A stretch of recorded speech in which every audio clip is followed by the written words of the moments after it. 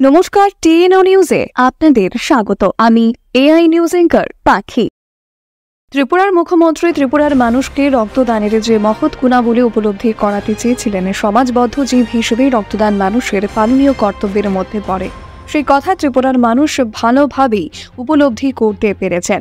আজ মানুষ নিজের ইচ্ছা বা দক্ষতার সহিত বিভিন্ন পেশায় জড়িত আছে, কিন্তু পেশা বিভিন্ন হলেও রক্তদান শিবির আয়োজিত করা বা তার মুখ্য ভূমিকায় থাকা বা রক্তদান করা সবই করতে এগিয়ে আসছে।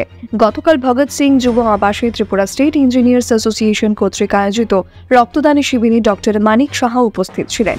এই অনুষ্ঠানে রক্তদাতা ও কৃতি ছাত্রছাত্রীদের সংবর্ধনা কার্যক্রমে উৎসাহ প্রদান করতে তিনি ছাত্রছাত্রীদের রক্তদানের বিষয়ে অবগত করান। পেশাগত দায়িত্ব পালনের পাশাপাশি এ ধরনের সামাজিক কর্মসূচি গ্রহণের জন্য ও সুষ্ঠুভাবে সম্পাদনের জন্য ডক্টর মানিক সাহা সংগঠনের উদ্যোক্তাদের প্রশংসা জানান ও ভবিষ্যতে এ ধরনের কর্মসূচি করার জন্যও উদ্বুদ্ধ করেছেন।